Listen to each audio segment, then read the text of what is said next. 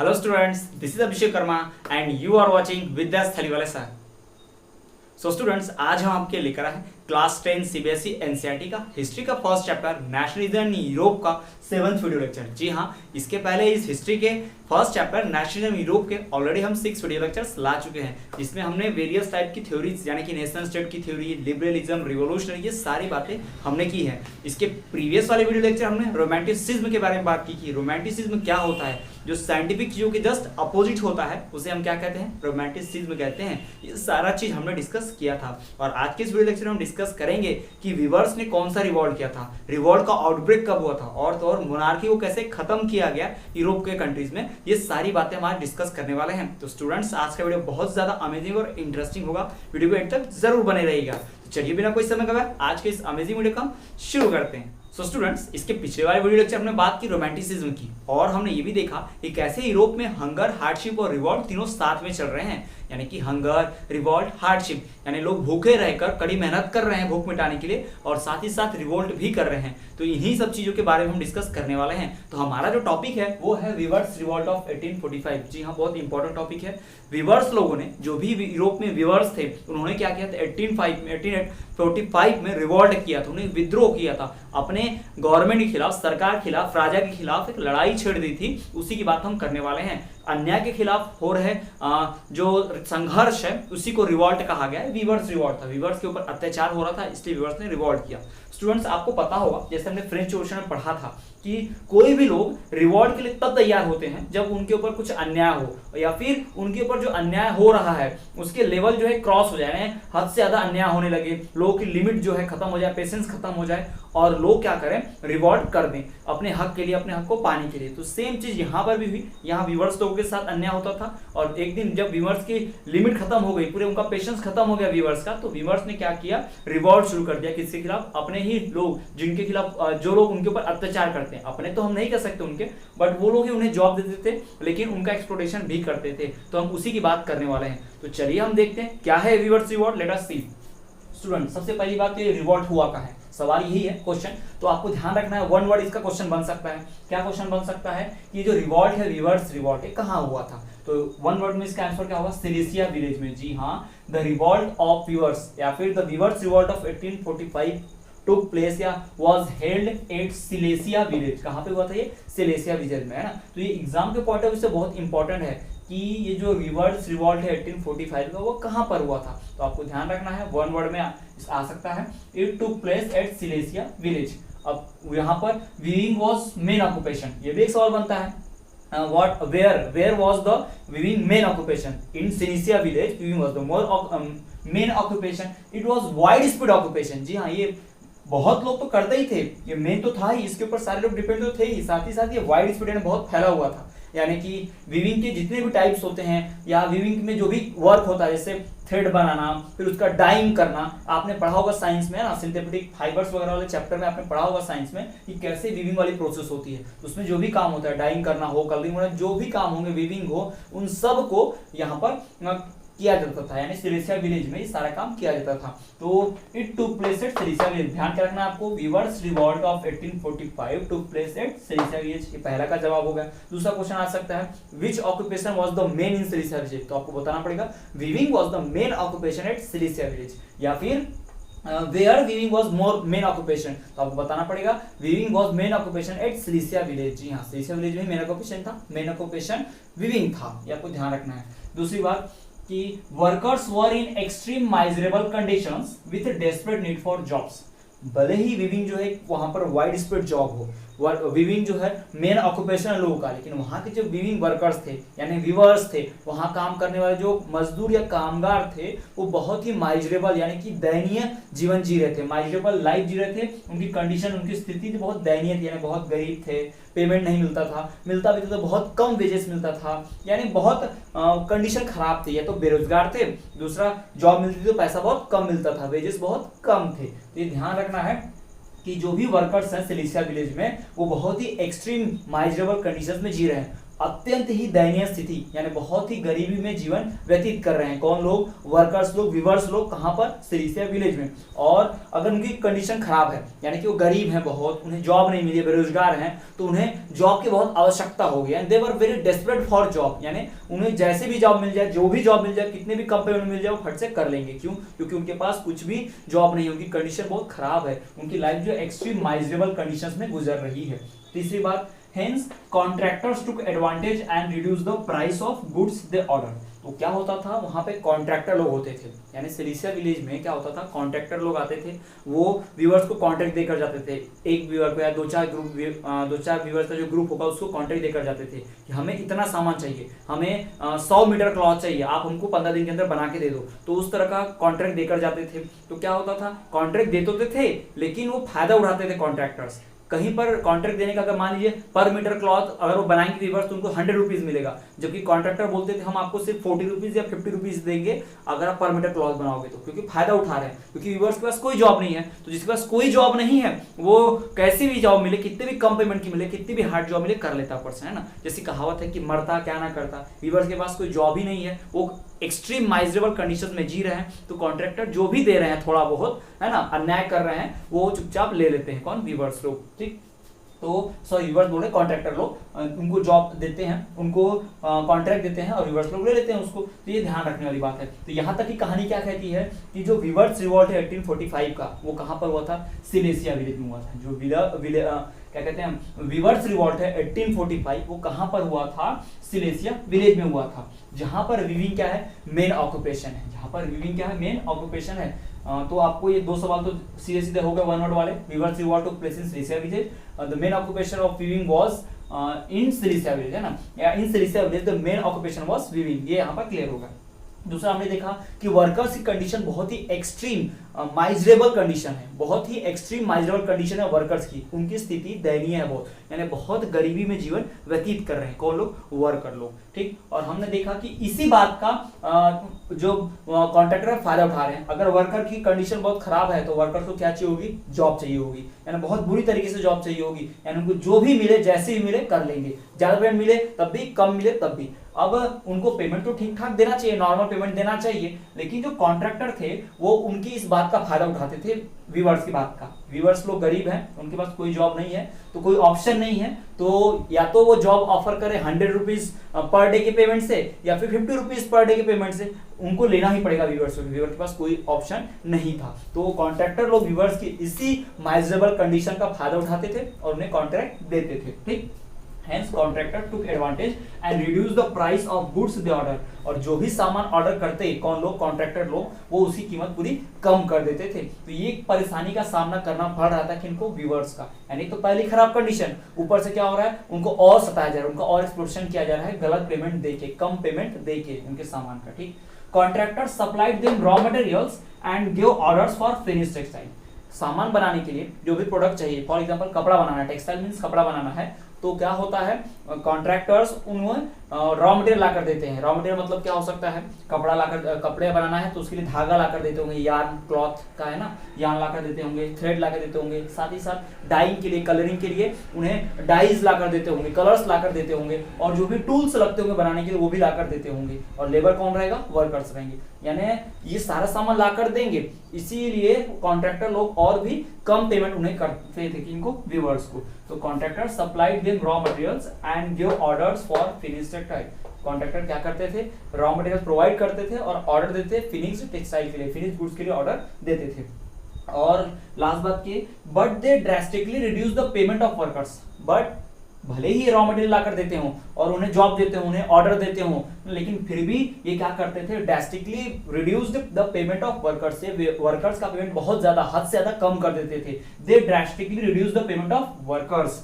As a result, workers of Silesia village lead a revolt against contractor। इसका फलस्वरूप क्या हुआ? वर्कर्स तो परेशान हो गए। जब वर्कर्स लोग सहते रहे, लेकिन एक समय ऐसा है कि अन्याय सर से हो गया, बहुत से ज्यादा हो गया, पानी सर से ऊपर जाने लगा और वर्कर्स का पेशेंस खत्म हो गया, तो वर्कर्स की धैर्य की सीमा थी वो टूट गई और वर्कर्स ने क्या किया, फिर रिवॉल्ट कर दिया। किसके खिलाफ? कॉन्ट्रैक्टर के खिलाफ। क्यों? उनको मालूम था भाई ये कॉन्ट्रैक्टर हमें ऐसे ही हमें लूटते रहेंगे, हमारा शोषण एक्सप्लॉइटेशन करते रहेंगे, हमें सताते रहेंगे, कभी पेमेंट ज्यादा नहीं दिए, काम पूरा लेंगे और पेमेंट नहीं देंगे। तो इसी बात का मलाल था, दुख था कि वर्कर्स को। फाइनली उनका गुस्सा फूट पड़ा और उन्होंने क्या किया, अटैक कर दिया किसके ऊपर? कॉन्ट्रैक्टर के ऊपर, उनके खिलाफ रिवॉल्ट किया। तो कैसे वो सब उसकी कहानी हम आगे पढ़ेंगे, बट यहाँ तक को आपको पिक्चर क्लियर हो गई कि रिवॉल्ट ऑफ 1845 है क्या, किसने किया है, कहां पर हुआ है, क्यों किया है। ठीक, 3 आपको इसके रीजन पता होने चाहिए। किसने किया है? तो वीवर्स ने किया है। ठीक है, कहां पर किया है? तो सिलेसिया विलेज में किया है। अब क्यों किया भाई? तो बताते हैं कि वर्कर्स की जो लाइफ थी वो क्या थी, बहुत ही एक्सट्रीम माइजरेबल कंडीशन थी और उन्हें जॉब की सख्त आवश्यकता थी। तो वहां पर विविंग वाइड स्प्रेड एक मेन ऑक्यूपेशन है। तो कॉन्ट्रैक्टर लोग क्या करते थे, इन वीवर्स को जॉब देते थे। जॉब क्या देते थे? ये सामान का, गुड्स का, फिनिश टेक्सटाइल का ऑर्डर देते थे और रॉ मटेरियल ला कर देते थे। लेकिन ये वर्कर्स की खराब कंडीशन का फायदा उठाते हुए वर्कर्स को बहुत ही कम पेमेंट, बहुत ही रिड्यूस्ड वेजेस दिया करते थे। तो जिसकी वजह से वर्कर्स का क्या हो रहा था, एक्सप्लॉइटेशन हो रहा था, उनकी कंडीशन और खराब हो जाती थी, उनके अपनी मेहनत का पूरा फल नहीं मिलता था। तो फाइनली वर्कर्स लोग क्या हो गए, परेशान हो गए और उन्होंने इन कॉन्ट्रैक्टर्स के खिलाफ सिलेसिया विलेज में एक रिवॉल्ट कर दिया है ना। As a result workers of Silesia village lead a revolt against contractors. तो ये तो हमने पूरा बैकग्राउंड जान लिया कि रिवॉल्ट क्या था, क्यों हुआ था, किसने किया था। अब हम बात करेंगे कैसे हुआ रिवॉल्ट, है किस दिन शुरुआत हुई, क्या क्या हुआ रिवॉल्ट में, उसका बैकग्राउंड जो है वो सब हम जान लेते हैं। तो let us know about the outbreak of revolt. So students, revolt किसने किया, कहां किया और क्यों किया, ये जान लेने के बाद अब हम डिस्कस करते हैं कि रिवॉल्ट हुआ कैसे, how the revolt took place and when. तो लेट अस सी, जो रिवॉल्ट है, वो जो आउटब्रेक है रिवॉल्ट का, वो शुरू होता है 4 जून 2 बजे। जी हाँ, 4 जून एट 2 PM, दोपहर के 2 बजे 4 जून की तारीख को ये हुआ revolt. The revolt took place on 4 June in 1845 at 2 PM। ठीक, ये आपको ध्यान रखना है, वन वर्ड में आ सकता है। When did the outbreak of viewers revolt took place, तो आपको बताना पड़ेगा ऑन 4 जून 1845 एट 2 PM। ये आपको बताना पड़ेगा। A large crowd of viewers, हुआ क्या उस दिन, a large crowd of viewers, यानी उस दिन एक बहुत बड़ी भीड़, किसकी, वीवर्स की। यानी पहले देखिए वीवर्स लोग क्या हो गए थे, परेशान हो गए थे अत्याचार की वजह से। किसके अत्याचार की वजह से? कॉन्ट्रैक्टर के। तो अब अत्याचार कॉन्ट्रैक्टर ने किया है, तो जो रिवॉल्ट चलेगा किसके खिलाफ चलेगा? कॉन्ट्रैक्टर के खिलाफ ही चलेगा। पहले कॉन्ट्रैक्टर से पोलाइटली कहा जाएगा, यानी रिक्वेस्ट की जाएगी या उसे ऑर्डर दिया जाएगा कि ऐसा काम मत करो या फिर जो हम चाहते हैं वैसा करो। और कॉन्ट्रैक्टर जब नहीं मानेगा तो उसके ऊपर अटैक या कुछ दूसरा वायलेंस वगैरह किया जाएगा। तो वही हम आगे देखने वाले हैं। तो हुआ क्या, on 4 June at 2 PM in afternoon, a large crowd of viewers marched in pairs, यानी जो लार्ज क्राउड है marched in pairs, यानी जोड़ी बना के, यानी एक साथ मिलकर कह सकते हैं हम, ग्रुप बना के जाने लगी। कहाँ? Up to the march up to the mansion of their contractor, अपने कॉन्ट्रैक्टर के मैंशन, मैंशन का मतलब जानते हैं, बहुत बड़ा बंगला होता है। ठीक, the weavers march in pairs up to the mansion of the contractor. तो ये आपको क्लियर हो गया कि जो वीवर्स हैं वो 4 जून 2 PM को कहाँ गए हैं, अपने कॉन्ट्रैक्टर के मैंशन पे गए, वहां तक पेयर्स में मार्च करके गए हैं। दूसरी बात, they demanded higher wages but treated with scorn and threats. इन वीवर्स ने, इन वर्कर्स ने क्या किया कि उन्हें अपने कॉन्ट्रैक्टर से डिमांड किया, पहले डिमांड की, मांग रखी कि हमें क्या करो, हमारा पेमेंट बढ़ाओ। लेकिन बदले में इन्हें क्या मिला, इन्हें डराया गया और धमकाया गया। जी हाँ, दे received with scorn and threats. उनके साथ कैसा व्यवहार हुआ, उनके साथ कैसा ट्रीटमेंट हुआ, they received with scorn and threats. जी हाँ, उनको डराया और धमकाया गया। ये किसके साथ हुआ, वीवर्स के साथ। क्यों? वीवर्स ने क्या किया था, हायर वेजेस की डिमांड रख दी थी। अब हायर वेजेस की डिमांड क्यों रखी, क्योंकि उनकी लाइफ जो है माइजरेबल है और साथ ही साथ उनके साथ क्या हो रहा है, अत्याचार हो रहा है। उनकी इस बात का, उनके माइजरेबल कंडीशन का फायदा, बेनिफिट कौन उठा रहे थे, एडवांटेज कौन उठा रहे थे, कॉन्ट्रैक्टर उठा रहे थे, क्योंकि वो वेजेस बहुत कम देते थे। तो इसी बात का अपोज करने के लिए, अपने वेजेस को बढ़ाने के लिए वीवर्स लोगों ने मार्च किया और कहां चले गए, अपने कॉन्ट्रैक्टर के मैंशन तक, और इन्होंने डिमांड किया increase in wages, higher wages, but treated with scorns and threats. लेकिन फिर भी इनके साथ क्या हुआ, डराया और धमकाया गया, इनकी बात नहीं सुनी गई। तीसरी बात, a group of weavers forced their way into the house of the contractor. एक ग्रुप जो था वीवर्स का, इतनी सारी भीड़ में से एक छोटा सा ग्रुप 8-10 लोगों का क्या हुआ, कैसे तो भी मैनेज करके ये लोग घर में घुस गए जबरदस्ती, किसके, कॉन्ट्रैक्टर के। जी हाँ, ये जो ग्रुप है वीवर्स का forced their way into the house of the contractor, कैसे भी करके जबरदस्ती, जैसे कॉन्ट्रैक्टर का गेट, मेन गेट बंद होगा हाउस का, है ना, बाहर सब लोग नारे दे रहे होंगे, इकट्ठा कर रहे होंगे ना, इकट्ठा होकर जमा होकर, भीड़ आपने देखा होगा, मॉब भीड़ क्राउड कैसे इकट्ठा होती है, धरना प्रदर्शन होता है तो, लेकिन पीछे से या साइड से कोई भीड़ होगी जिसने मैनेज कर, यानी हाउ, यानी कैसे भी करके उसने क्या किया, भीड़ में से निकल के बचते हुए, ऑफिसर से, सिक्योरिटी गार्ड से बचते हुए उसके घर में घुस गए, किसके, कॉन्ट्रैक्टर के घर में घुस गए। A group of viewers forced their way into the house of the contractor and destroyed his window panes, furniture etc. और घर में घुसने के बाद कॉन्ट्रैक्टर तो उनको मिला नहीं, उन्होंने क्या किया, विंडो पेन्स यानी खिड़की के दरवाजे तोड़ने लगे, फर्नीचर जो रखा हुआ, सोफा, बेड, टेबल, जो भी चीज रखा होगा, फर्नीचर तोड़ने लग गए, विंडोज, खिड़कियों के कांच वगैरह, शीशे वगैरह तोड़ने लगे। ये किसने किया है, वीवर्स ने किया है। देखिए वीवर्स का रिवॉर्ड था हाई वेजेस के खिलाफ, है ना, हाई वेजेस के डिमांड में था, लो वेजेस के खिलाफ तो हाई वेजेस के डिमांड में था, लेकिन उनके बदले में जब उन्होंने डिमांड किया तो उनके कॉन्ट्रैक्टर उन्होंने क्या किया, उनके साथ कैसा ट्रीटमेंट किया, उन्हें डराया और धमकाया ना, स्कॉर एंड थ्रेट, डराया और धमकाया गया उनके साथ, और उनके साथ बुरा व्यवहार हुआ। और फिर क्या हुआ, कुछ व्यूवर्स ने एनी हाउ मैनेज कर लिया, कुछ व्यूवर्स ने कैसे भी करके अपने आप को मैनेज किया और फोर्सफुली वो व्यूवर्स कॉन्ट्रैक्ट के घर के अंदर जा घुसे। एक ग्रुप जो व्यूवर्स का एनी हाउ बचते हुए ऑफिसर से, पुलिस से बचते बचाते कहाँ घुस गया, कॉन्ट्रैक्टर के हाउस में घुस गया, और घुसने के बाद क्या करता है, वो destroyed his window pans, contractor के विंडो पैन्स, फर्नीचर एक्सेट्रा को तोड़ने लगता है, यानी घर में जो कांच की खिड़कियां लगी होंगी, कांच होगी, खिड़कियां होंगी, तोड़ने लगा। साथ ही साथ जो फर्नीचर्स थे, जैसे कि सोफा होगा, बेड होगा, या टेबल होगा, डाइनिंग टेबल होगा, जो भी होंगे, जो भी चीजें मिली उन्हें वो तोड़ने लगे फर्नीचर। तो कौन लोग, व्यूअर्स लोग, क्योंकि वो अपोज कर रहे हैं किसका, कॉन्ट्रैक्टर का। एक चौथी बात, the contractor fled with his family, कैसे भी कॉन्ट्रैक्टर बच के निकल गया अपने परिवार के साथ। कॉन्ट्रैक्टर जो है इन व्यूअर्स के अपने घर में घुसने के पहले, भीड़ के घर में घुसने के पहले ही contractor fled away with his family, कैसे भी करके कॉन्ट्रैक्टर बच के निकल गया अपने परिवार के साथ, और कहाँ गया, टू ए नेबरिंग विलेज, और पास के ही पड़ोस के गांव में चला गया। वो अपना गांव छोड़कर इन व्यूअर्स के इस भीड़ से बचकर निकल गया और कहाँ गया, पास के ही एक गांव में गया। पास के गांव में जाकर उसने क्या मांगा, शरण मांगा, शेल्टर मांगा कि आज के दिन मुझे छुपा लीजिए, अपने घर में रहने दीजिए, मेरे पीछे भीड़ जो पीछे पड़ी है वो हमें मार देगी वगैरह वगैरह सब बोलने लगा। तो contractor fled with his family to a neighbouring village which however refused to shelter such a person, लेकिन फिर भी उस पड़ोस के गांव वालों ने उसे रखने से मना कर दिया, क्योंकि वो ऐसे पर्सन जो मजदूरों का अत्याचार करता है, जिसके पीछे इतने मजदूर पड़े हैं, उसको घर देने से, उसको शेल्टर देने से, आसरा देने से मना कर दिया। किसने, उन नेबरिंग विलेज वालों ने, नेबरिंग विलेज के जो भी पर्सन के होंगे, फैमिली जो होंगे वहां पर, उन लोगों ने, है ना। तो contractor fled away with his family, contractor बच के निकल तो गया अपने परिवार से, कहाँ गया, एक पड़ोस के गांव में गया, लेकिन उन पड़ोस के गांव वालों ने भी उसे रखने से मना कर दिया, क्योंकि वो ऐसा व्यक्ति था, ऐसा बुरा व्यक्ति था, मजदूरों का खून चूस कर रहता था, यानी मजदूरों को सताया करता था, यानी बुरा इंसान है, लेकिन उसको शेल्टर देने से फिर भी मना कर दिया, किन लोगों ने, गांव वालों ने, ठीक है, जो नेबरिंग विलेज था उन्होंने।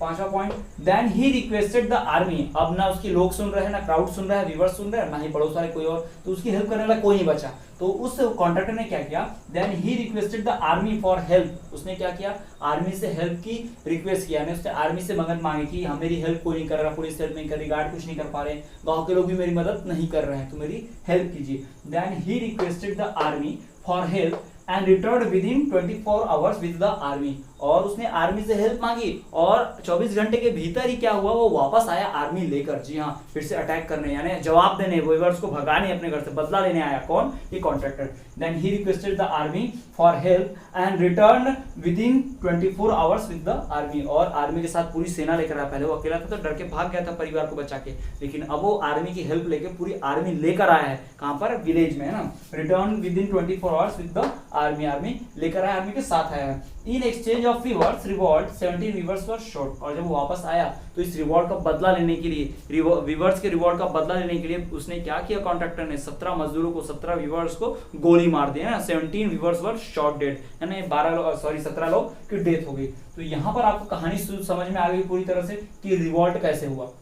पहले इसके टॉपिक में हमने समझा था कि रिवॉल्ट किसने किया, क्यों किया और कहाँ किया। हमने देखा कि व्यूअर्स ने रिवॉल्ट किया, सिलिसिया विलेज में किया। क्यों किया, क्योंकि उनकी कंडीशन बहुत खराब थी और उन्हें जो वर्क मिलता था उसका भी फायदा उठा लेते थे। कौन, कॉन्ट्रैक्टर लोग, वो उन्हें बहुत ही कम वेजेस प्रोवाइड करते थे। यानी कि व्यूअर्स की life miserable, extreme miserable conditions में जी रहे हैं, लेकिन फिर भी उनका फायदा कौन उठा रहे हैं, कॉन्ट्रैक्टर्स उठा रहे हैं। वो उन्हें प्रॉपर पेमेंट नहीं देते हैं, सही वेजेस नहीं देते हैं, जिसकी वजह से जो व्यूअर्स हैं उन्होंने रिवॉल्यूशन किया, आउटब्रेक किया। कब हुआ ये, 4 जून 2 PM को दोपहर में, ठीक है ना, 1845 में क्राउड जो है वो मार्च करती हुई कहाँ पहुंच गई, कॉन्ट्रैक्टर के मैंशन तक पहुंची। कॉन्ट्रैक्टर का जो मैंशन है वहां बंगले तक पहुंच गई, लेकिन वहां पे कॉन्ट्रैक्टर नहीं था, अपने फैमिली के साथ लेके पास के गांव में, विलेज में चला गया था शरण लेने।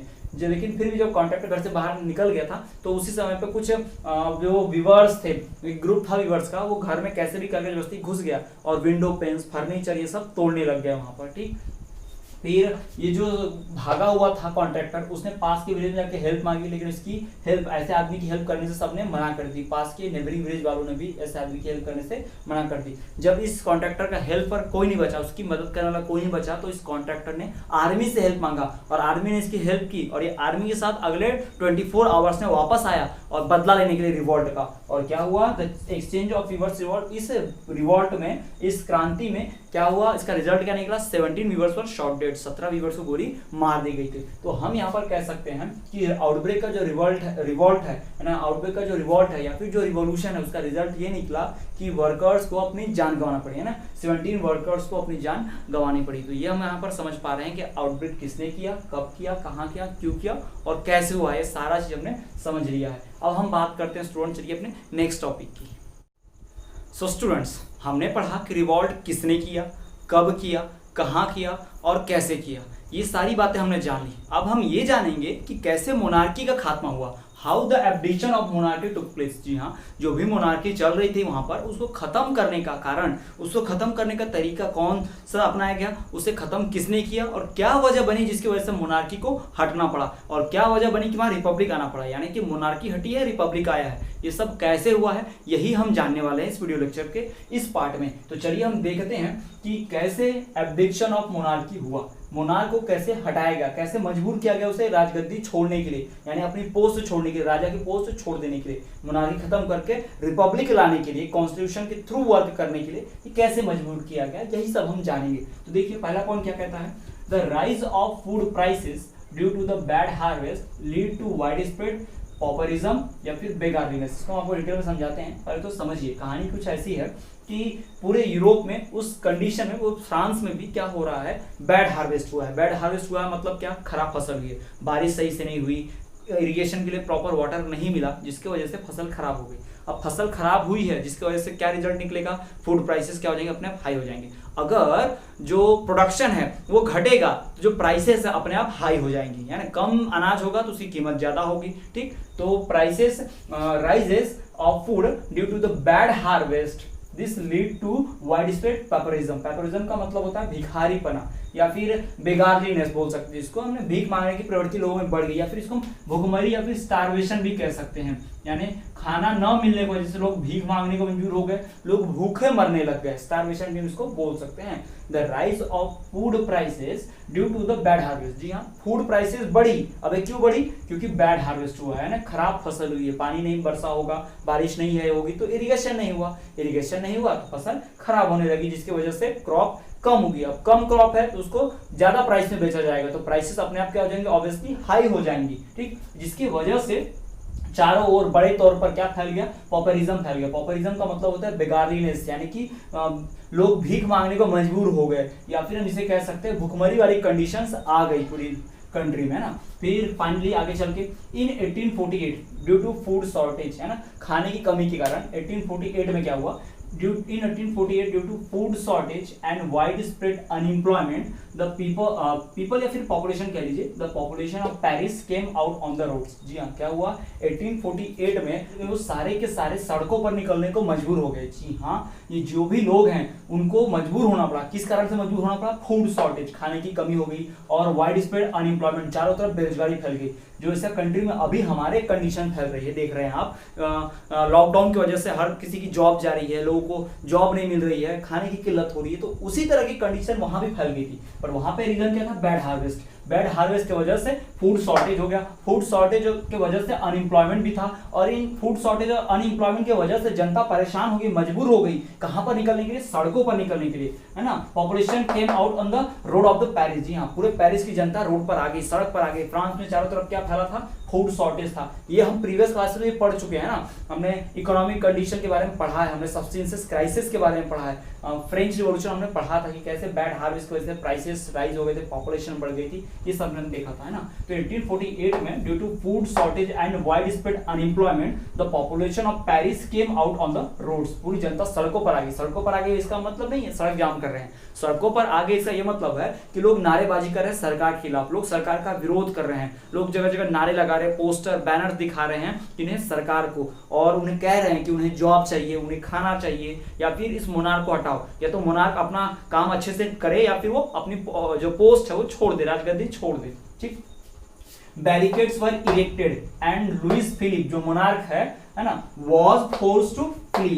बैरिकेड जो लगाए गए थे, यानी जो भी आप कहीं भी गवर्नमेंट हॉस्पिटल या गवर्नमेंट जो बिल्डिंग होती है, हॉस्पिटल की बात नहीं करें हम, रोड पे देखते हैं आप बैरिकेड्स लगे होते हैं ना, जो जिसपे स्टॉप लिखा होता है, पुलिस लिखा होता है, ट्रैफिक पुलिस लिखा होता है, वो जो बैरिकेड्स होते हैं लोहे के, उन्हें तोड़ दिया गया। And Louis Philippe was forced to flee. Flee मतलब होता है राजगद्दी छोड़ देना, और लुइस फिलिप को मजबूर किया गया कि वो क्या करे, गद्दी छोड़ दे। जी हाँ, barricades were erected and Louis Philippe monarch was forced to flee. ये किसके द्वारा किया गया? पेरिस की जनता, फ्रांस की जनता के द्वारा किया गया। क्यों किया उन्होंने ऐसा? क्योंकि फूड शॉर्टेज था और चारों तरफ अनएम्प्लॉयमेंट थी। अब ये फूड शॉर्टेज अनएम्प्लॉयमेंट क्यों है? क्योंकि बैड हार्वेस्ट हो गए थे, जिस वजह से ये सब हुआ है। और ये बैड हार्वेस्ट क्यों है? क्योंकि सही इरिगेशन प्रोसेस नहीं हुई, सही बारिश नहीं हुई, मानसून सही नहीं था, जिसके कारण बैड हार्वेस्ट के वजह से फूड प्राइसेस हाई होने की वजह से फूड शॉर्टेज और अनएम्प्लॉयमेंट आ गया। अनएम्प्लॉयमेंट आ गया तो पॉपुलेशन जो है सड़कों पर आ गई है। Population of Paris came out on the roads, और इन्होंने क्या किया? बैरिकेड्स तोड़ दिए and forced Louis Philippe to flee.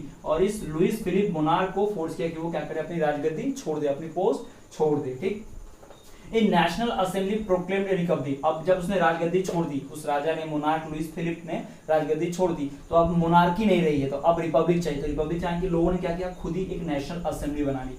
लोगों ने क्या किया? नेशनल असेंबली बनाई। इस नेशनल असेंबली ने क्या किया? प्रोक्लेम्ड ए रिपब्लिक, कहा कि जो फ्रांस है वो एक रिपब्लिक है। ये नेशनल असेंबली ने कहा कि फ्रांस एक रिपब्लिक है, मोनार्की रूल नहीं चलेगा, अब कॉन्स्टिट्यूशन होगा, अब उस कॉन्स्टिट्यूशन के हिसाब से रूल चलेगा। तो वो एक क्या बन गया? ये देश, ये राज्य क्या बन गया? एक रिपब्लिक बन गया। और रिपब्लिक बनने के साथ इसने और कुछ बातें कही कि अब रिपब्लिक है तो अब क्या होगा? And granted suffrage to adult males above 21।